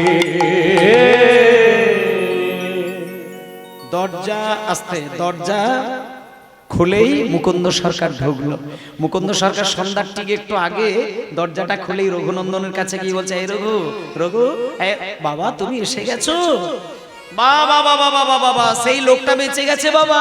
হ্যাঁ সেই লোকটা বেঁচে গেছে, লোকটা বেঁচে গেছে, তোমাকে চিন্তা করতে হবে না। তোমাকে বরং যেটার জন্য আমি ডেকেছি, তোমাকে যে সকালবেলায় আমি গোপীনাথের সেবার দায়িত্ব দিয়েছিলাম, কই তুমি প্রসাদ নিয়ে এসো। আমি প্রথম দিনে আমার সন্তানের হাতের প্রসাদ আমি পাবো, নিয়ে এসো নিয়ে এসো, আমি প্রসাদ দেখবো। রঘুনন্দন বলছে বাবা তুমি প্রসাদ পাবে, দাঁড়াও, মা তোমাকে নূতন করে নাড়ু তৈরি করে প্রসাদ খাইয়ে দেবে। নূতন করে নাড়ু কেন? নূতন করে নাড়ু কেন? তার মানে কি ওই আজকে কি বাড়িতে অনেক ভক্তের সমাগম হয়েছিল? নিশ্চয়ই নিশ্চয়ই প্রসাদ দিতে দিতে শেষ হয়ে গেছে। বাবা আজকে ভক্তের সমাগম, আজকে আমি প্রসাদ ভক্তদের দেব কি করে? আজকে তোমার ওই মন্দিরের গোপীনাথ এক এক করে সব নাড়ু রঘুনন্দন বাবার সঙ্গে রহস্য করে কথা বলতে নেই। সত্যি করে বল, সত্যি করে বলবো বাবা আমি রহস্য করে বলছি না, আমি রহস্য করে বলছি না বাবা। আচ্ছা আমার কথা যদি বিশ্বাস না হয় তুমি গোপীনাথকে জিজ্ঞেস করো, গোপীনাথ এক্ষুনি বলবে। ও আবার মিথ্যে কথা বলে। আমি বলছি তুমি বাবার সঙ্গে রহস্য করে কথা বলো না, সত্যি করে বলো কে না। বাবা আমি রহস্য করে কথা বলছি না, এই তো আমি তোমার পা ছেড়ে দাও, ওঠো, পা ছেড়ে দিয়ে কথা বলো। বাবার পায়ে ধরে কোনোদিন মিথ্যে কথা বলতে নেই। আসলে আমার মনে হচ্ছে তোমাকে মন্দিরে পাঠানোটাই বোধহয় আমার চরম অপরাধ হয়ে গেল। যে গোপীনাথকে সারা জীবন আমি সেবা দিয়ে এলাম, সেই গোপীনাথ কোনোদিন আমার হাতে নাড়ু খেলো না, আর তুমি আমারই বাচ্চা, দুদিনের ছেলে, তুমি শাস্ত্র জানো না, মন্ত্র জানো না, তোমার হাতে গোপীনাথ নাড়ু খেয়েছে, আর এই কাঁচা মিথ্যে কথাটা আমাকে শুনতে হচ্ছে। হুমায়রা একটা কথা বলি, মুকুন্দ সরকার আর তার স্ত্রী মানে রঘুনন্দনের মা আর বাবা দুজনে কিন্তু কেউ বুঝতেই চাইলো না যে বাচ্চা ছেলেটা গোপীনাথকে নাড়ু খাইয়েছে। মা তো বোকাঝোকা দিয়েছে, বাবা ছেলেটাকে মারধর পর্যন্ত শুরু করলেন। আর মায়েদেরকে একটা কথা বলে দিচ্ছে, আপনাদের যদি একেবারে কোলের বাচ্চাকে যদি অকারণে প্রচন্ড ভাবে আপনি মারধর করেন, একটা সত্য জিনিস দেখতে পাবেন, ছেলে যদি মায়ের কাছ থেকে খুব ব্যথা পায়, মায়ের কোল থেকে ছেড়ে গিয়ে সরে গিয়ে দেখবেন পাশের ঘরে গিয়ে গুমড়ে গুমড়ে কাঁদে, আর কান্নাটা যখন ছেলেটার শেষ হয়ে যায় দেখবেন অঘরে কিন্তু ছেলেটা ঘুমিয়ে পড়বে। আজকে রঘুনন্দন মাকে আর বাবাকে বোঝাতে পারল না যে গোপীনাথ নাড়ু খেয়েছে। বাবা এত বকাঝকা করেছে, এত মারধর করেছে, রঘুনন্দন বুকে ব্যথা সহ্য করে মা বাবার কাছ থেকে দূরে সরে গিয়ে পাশের ঘরে কাঁদতে কাঁদতে ঘুমিয়ে পড়েছে। যখন ঘুমিয়ে পড়েছে, মুকুন্দ সরকার কিন্তু ওই রাত্রিটা ঘুমায়নি, সারা রাত জেগে কাটিয়েছে। ঠিক ভোরের বেলায় মাও ঘুমিয়ে পড়েছে, মুকুন্দ সরকার আলতু করে উঠে গিয়ে রঘুনন্দনের মাথায় হাত বুলিয়ে দিয়ে বলছে, রঘুনন্দন, এই রঘুনন্দন। কে? বাবা তুমি আমাকে? হ্যাঁ তোমাকে ডেকেছি, তুমি উঠে বসো, উঠে বসো। আজকে আমি তোমায় একটা কথা বলবো। গতকাল আমি বেরিয়েছিলাম, একটা গুরুত্বপূর্ণ কাজ আমি ফেলে রেখে এসেছিলাম, তাই আজকে আমাকে এক্ষুনি বেরিয়ে যেতে হবে। আজকের মতনও তোমাকে গোপীনাথের সেবাটা করতে হবে। তবে দেখো তুমি কিন্তু ভুল কিন্তু আর করবে না। আজকে কিন্তু তুমি ভুলেও নাড়ুর দিকে তুমি দৃষ্টি দেবে না। যদি পারো যাও সেবা করো। পাশের ঘরে মা ঘুমাতে ঘুমাতে হঠাৎ করে কথাটা শুনতে পেলেন, ঘুমটা ভেঙে গেল। ছুটে এসে স্বামীর কাছে গিয়ে বলছে, এ কি? হ্যাঁ গো, তুমি কেমন বাবা গো? কালকে তো নিজেই জানলে ছেলেটা নাড়ু খেয়েছে, আজকে তুমি আবার ভোরের বেলা তাকে নাড়ুর দায়িত্ব দিচ্ছ, বাবা হয়ে ছেলেকে পাপের মুখে ঠেলে দিচ্ছ, তুমি কেমন বাবা? সঙ্গে সঙ্গে স্ত্রীর হাতটা ধরে বাইরে নিয়ে গিয়ে হাত দুটো জড়িয়ে ধরে বলছে, শোনো গো রঘুর মা, শোনো, এই ছেলেই যে আমাদের একমাত্র সন্তান। আচ্ছা, ও যদি ঠিক মতো কৃষ্ণ সেবা না পারে, তুমি কি ভাবতে পারছো না যে আমাদের বংশের কৃষ্ণ সেবা নষ্ট হয়ে যাবে? ওকে অনেক বকাবকি করেছি, আর ভুল করবে না। আমি জীবনে ভেবেছিলাম আমার একমাত্র সন্তান কৃষ্ণ সেবা করবে, কিন্তু এত বড় ভুল আমি মেনে নিতে পারি না। আমি সত্যবদ্ধ। আজকে যে ছেলে আমি বাবা হয়ে যে গোপীনাথকে সেবা দিলাম, আমার হাতে কোনোদিন গোপীনাথ একটা সাড়া দিল না, কথা বলল না। আর আজকে ছেলেটা শাস্ত্র জানে না, মন্ত্র জানে না, তার হাতে গোপীনাথ নাড়ু খাবে। এটা যদি আমি মেনে নিই আর সবাইকে যদি বলি আমার ছেলে নাড়ু খাইয়েছে, দুদিন পরে পাড়ার লোকে আমার সামনে দাঁড়িয়ে বলবে, দেখেছো বাচ্চা ছেলেটাকে দিয়ে ব্যবসা শুরু করে দিয়েছে। মেনে নেওয়া যাবে না। শোনো, তুমি ভেতরে যাও, আমি ছেলের সঙ্গে কথা বুঝে নিচ্ছি। দেখুন মা, বাবা মা হতে গেলে ছেলে অনেক ব্যথা পাবে, নীরবে সহ্য করা শিখতে হবে। আজকে দেখুন বাবার শাসনটা দেখুন, ছেলেকে দায়িত্ব আবার পুনরায় দিয়ে বেরিয়ে গেল গুরুত্বপূর্ণ কাজে। ছেলেটা কিন্তু সেদিন বাবার সঙ্গে দ্বিতীয় কোনো কথা বলে না।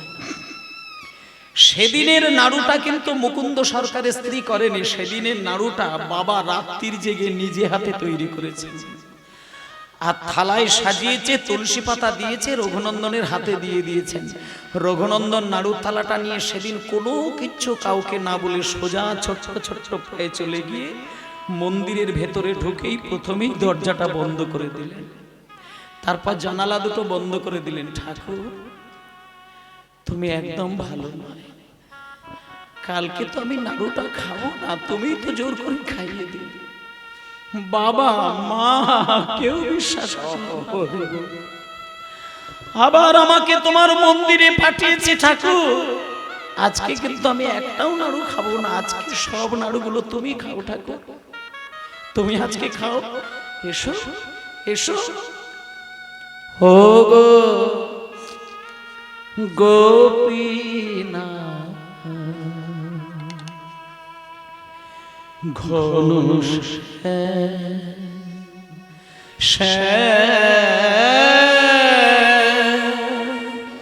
ও গো গোপীনা ঘন ও গো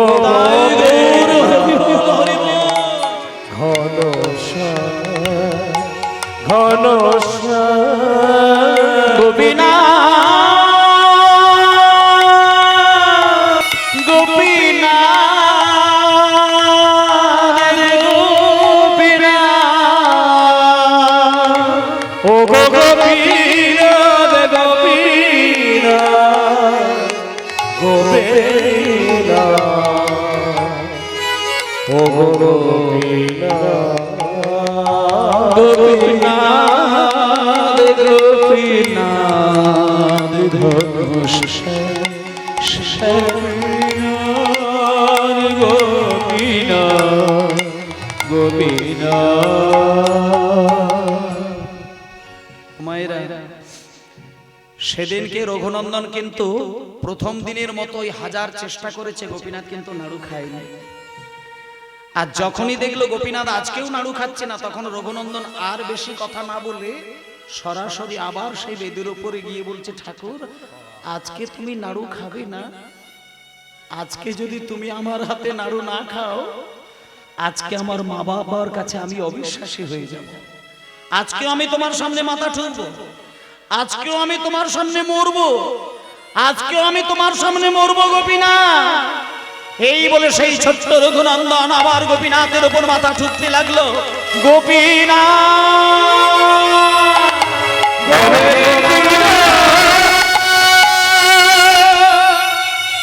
গোপীনাথ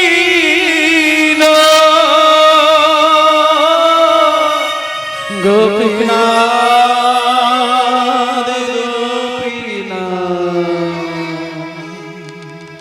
গোপীনাথ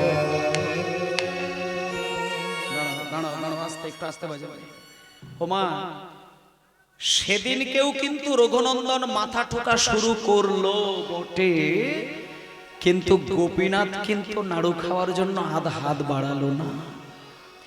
যে রঘুনন্দন আগের দিনে মাথা ঠুকেছে, সবে কপালটা একটুখানি ফেটে 3 ফোঁটা রক্ত ঝরেছে, সঙ্গে সঙ্গে গোপীনাথ সহ্য করতে পারে না, হাত বাড়িয়ে নাড়ু খেলো।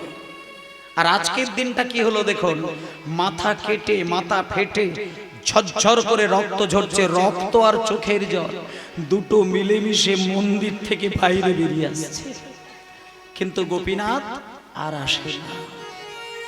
রঘুনন্দন মাথা ঠুকতে ঠুকতে ঠুকতে ঠুকতে হঠাৎ করে গোপীনাথের দিকে তাকিয়ে বলল, এই কি ঠাকুর, আজকে কি আমার গোপীনাথ পাষাণ হয়ে গেল?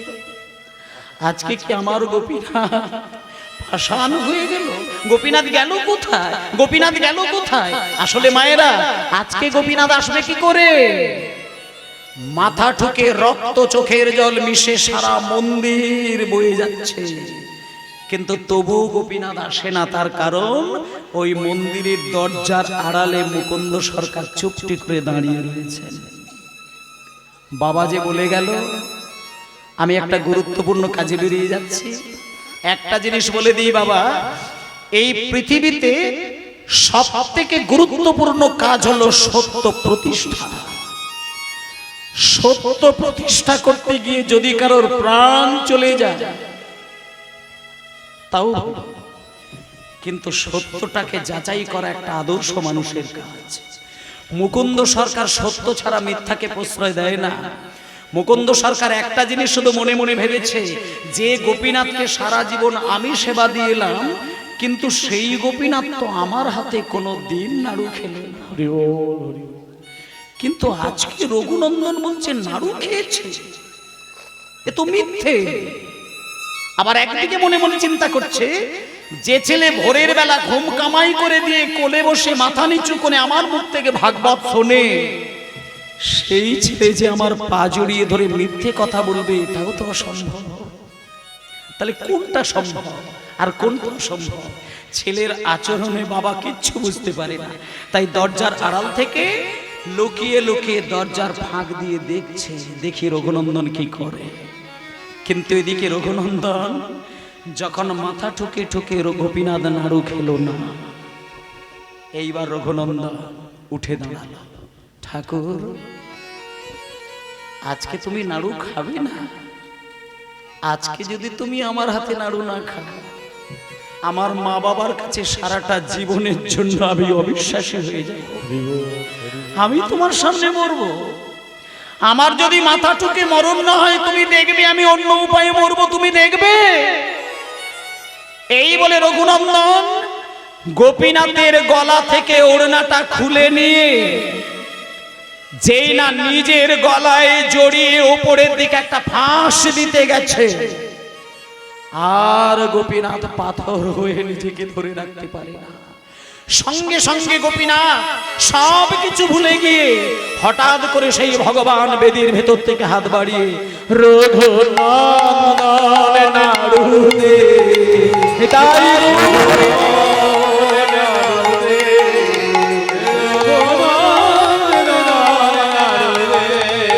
গোপীনাথ নাড়ু খাও, রঘুনন্দন নাড়ু দে,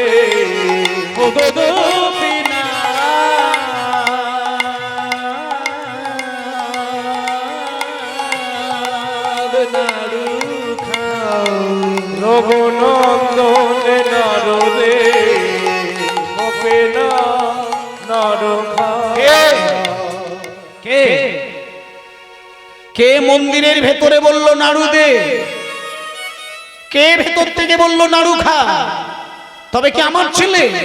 তবে কি আমার ছেলে গোপীনাথকে নাড়ু খাওয়াচ্ছে আমি বাবা হয়ে দেখতে পাবো না? আমি দেখবো, আমি দেখবো, আমি দেখবো। এই বলে যে এই মুকুন্দ সরকার জোর করে ধাক্কা দিয়ে দরজাটা খুলে দিয়েছে। ও বাবা, মুকুন্দ সরকার কানে শুনতে পেল কে যেন বলছে রঘুনন্দন নাড়ু দে, আর আমার ছেলে বলছে নাড়ু খা। তবে কি ভগবান নাড়ু খাচ্ছে? আমি দেখতে চাই। আমার ছেলে গোপীনাথকে নাড়ু খাচ্ছে, আমি বাবা হয়ে দেখব। এই বলে মুকুন্দ সরকার যেই ধাক্কা দিয়ে দরজাটা খুলে দিল, মায়েরা সবে মাত্র তো নাড়ুটা খাওয়া শুরু করেছে, আর বাবা যেই ধাক্কা দিয়ে দরজাটা খুলে দিয়েছে, বাকি অর্ধেকটা নাড়ু পাথর হয়ে দাঁড়িয়ে গেল। নিতাই গৌর প্রেমানন্দে হরি বল হরি বল। মুকুন্দ সরকার ওই দৃশ্যটা দেখতে পেয়ে বলছে, রঘুনন্দন, এটা আমি কি দেখছি? যে গোপীনাথের হাতে আমি বাঁশি ধরিয়ে দিয়ে যাই, তার হাতে অর্ধেক নাড়ু এলো কি করে? বাবা, অর্ধেক নাড়ু কোথায়? তুমি দেখছো অর্ধেক নাড়ু, আমি তো দেখছি গোপীনাথ এখনো নাড়ু খাচ্ছে। সে কি? তুই আমার ছেলে, তুই আমার ছেলে হয়ে দেখতে পাচ্ছিস গোপীনাথ নাড়ু খাচ্ছে, আর আমি বাবা হয়ে দেখতে পাচ্ছি না কেন? রঘুনন্দন বলছে, ও গোপীনাথ, তুমি নাড়ু খাচ্ছ আমি তো দেখতে পাচ্ছি, কিন্তু আমার বাবা বলছে দেখতে পাচ্ছে না। কেন দেখতে পাচ্ছে না? গোপীনাথ বলে উঠল, রঘুনন্দন, তোমার যে প্রেম নয়নের বিকাশ ঘটেছে, তোমার পিতার এখনো সেই প্রেম নয়নের বিকাশ ঘটেনি। তাই তুমি দেখতে পেলেও তোমার পিতা দেখতে পাচ্ছেন না। তোমার পিতার অঙ্গ তুমি স্পর্শ করো, তবেই তিনি দেখবেন আমি নাড়ু খাচ্ছি। হরি বল হরি বল। বাবা, তুমি দেখবে গোপীনাথ নাড়ু খাচ্ছে, তুমি দেখবে, তুমি দেখবে। এই বলে রঘুনন্দন যেই না মুকুন্দ কবিরাজের অঙ্গ স্পর্শ করলো, অমনি দেখতে পেল তার গোপীনাথ এক এক করে নাড়ু আস্বাদন করছে। তার অঙ্গের জ্যোতিতে সারা মন্দির আলোকিত হয়ে উঠেছে। অজ্ঞান হয়ে গেল মুকুন্দ কবিরাজ। হে কৃষ্ণ করুণা সিন্ধু দীনবন্ধু জগৎপতে গোপেশ গোপীনাথান্ত নিতাই গৌর রাধাকান্ত নমস্তুতে।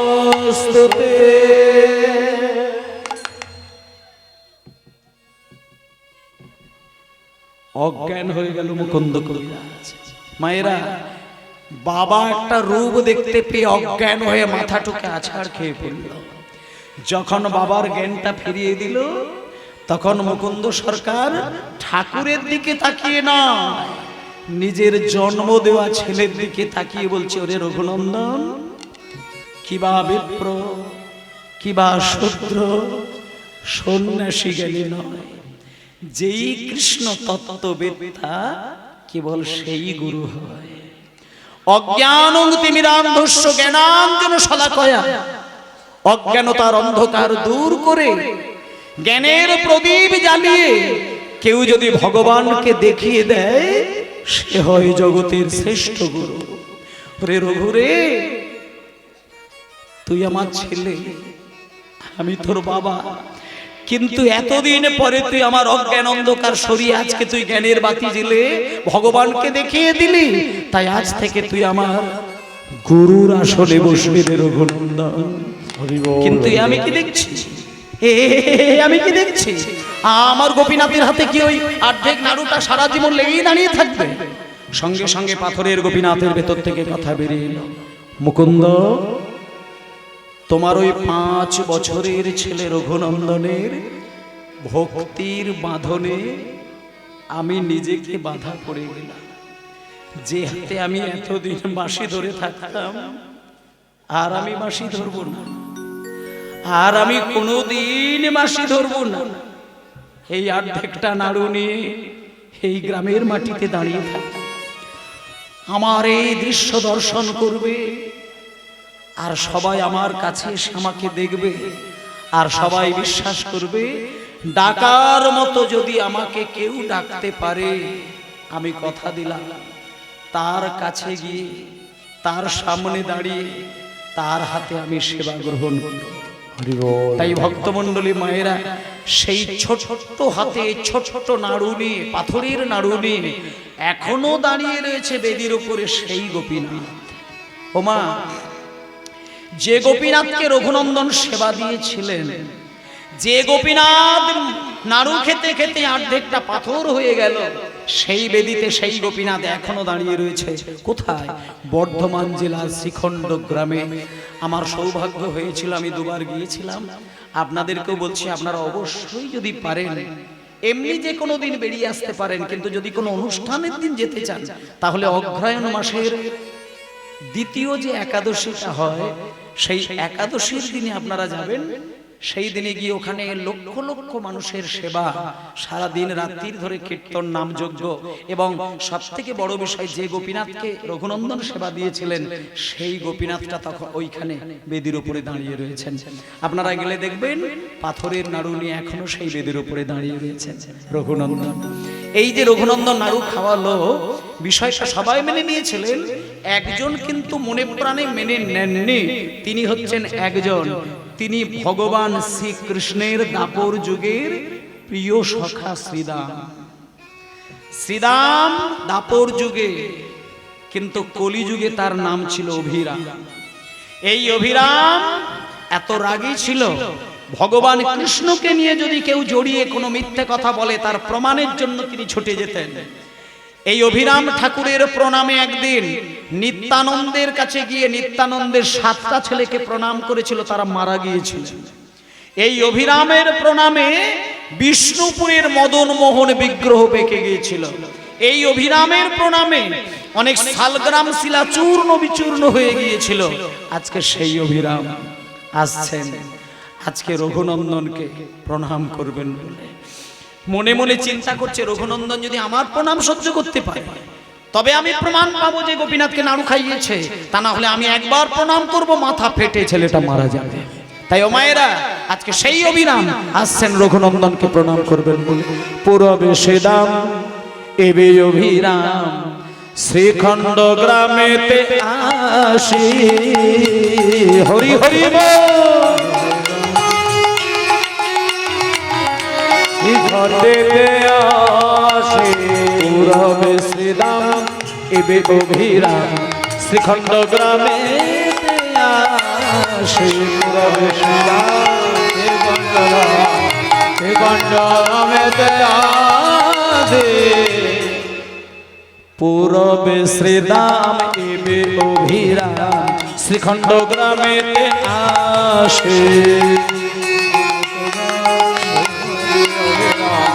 গণ্ডরামেতে আসে বাঁশি বাজাইয়া ভ্রমিয়া ভ্রমিয়া বাঁশি বাজাইয়া হরি হরিয়া বাঁশি বাজাইয়া ভ্রমিয়া ভ্রমিয়া বাঁশি বাজাইয়া ভমিয়া ভমিয়া বাঁশি বাজাইয়া ধরিয়া ধরিয়া বাঁশি বাজাইয়া ভ্রমিয়া ভ্রমিয়া বাঁশি বাজাইয়া ভমিয়া ভমিয়া মহাতেজ পুঞ্জ রাশি পুরবে শ্রীরাম হরি হরি বল।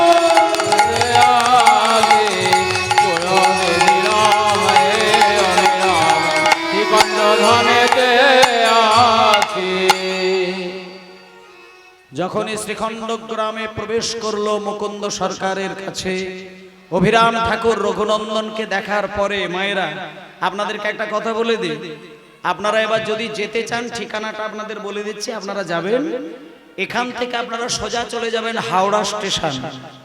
হাওড়া স্টেশন থেকে কাটোয়া লাইনের ট্রেনে চেপে কাটোয়া স্টেশনে নামবেন। কাটোয়া স্টেশন থেকে স্টেশনে নামার পরে বাম দিকে বাস স্ট্যান্ডে যাবেন, ওখান থেকে বাসে করে বলবেন শ্রীখণ্ড গ্রামে যাব। বাসে করে 25 মিনিট কি আধা ঘন্টা সময় নেবে শ্রীখণ্ড গ্রাম। এবার শ্রীখণ্ড গ্রামের নামার পরক্ষণেই বাম দিকে তাকিয়ে থাকবেন, ওখানেই দেখতে পাবেন নরহরি পাটবাড়ি। আশ্রমটার নাম নরহরি, তার মানে রঘুনন্দনের কাকার নাম ছিল নরহরি সরকার। আশ্রমটা কাকার নামে তৈরি আছে এবং সবথেকে বড় বিষয় মুকুন্দ সরকারের জন্মস্থান ওখানে গ্রামের ভেতরে পাবেন, রঘুনন্দনের জন্মস্থান পাবেন এবং গোপীনাথকে তো দেখতে পাবেন। আর একটা কথা হচ্ছে একটা বটগাছ আছে, যে বটগাছে অভিরাম ঠাকুর হেলাম দিয়ে বেশ কয়েকটা দিন কাটিয়েছিলেন, সেই প্রাচীন বটগাছ এখনো দেখবেন বিরাট বেদি করে বাঁধানো রয়েছে। এবং সেই বটগাছেরই পাশে ডান দিকে দেখবেন রঘুনন্দনের সঙ্গে অভিরাম ঠাকুরের সাক্ষাৎটা যেখানটা হয়েছিল এবং রঘুনন্দনকে দেখার সঙ্গে সঙ্গে অভিরাম প্রণামটা করেছিল যে স্থানটায়, সেই স্থানটা একটা ছোট্ট মন্দির বাঁধানো রয়েছে এবং সেখানটা গিয়ে দেখবেন লেখাও রয়েছে অভিরাম ও রঘুনন্দনের মিলন মন্দির। সমস্ত প্রমাণ আপনারা গিয়ে দেখতে পাবেন। আজকে অভিরাম ঠাকুর প্রণাম করছেন, এতে কো বলিয়া প্রণাম করিল, হরি হরি হরি হরি প্রণাম করিল, এতে কো বলিয়া প্রণাম করিল, এতে বলিয়া প্রণাম করিল, এতে বলিয়া প্রণাম করিল, এতে বলিয়া প্রণাম করিল, এতে বলিয়া প্রণাম করিল, এতে বলিয়া প্রণাম করিল, এতে বলিয়া প্রণাম করিল, এতে বলিয়া প্রণাম করিল, 2 4 5 7 এতে বলিয়া প্রণাম করিল, এতে বলিয়া প্রণাম করিল, 2 4 5 7 2 4 5 7। যে অভিরামের প্রণামে নিতাইয়ের ছেলে মারা যায়, সেই অভিরাম ঠাকুরের প্রণাম আজকে রঘুনন্দন একবার করেনি, অভিরাম ঠাকুর 7 বার প্রণাম করেছে রঘুনন্দনকে। তবু নাহি মরে দেখিয়া তাহারে, হরি হরি হরি মরে দেখিয়া তাহারে, তবু নাহি মরে দেখিয়া তাহারে, নাহি মরে দেখিয়া তাহারে, অভিরাম লইল কাঁধে পুরা দেশে শ্রীখণ্ড গ্রামেতে আসে। শ্রীখণ্ড গ্রামে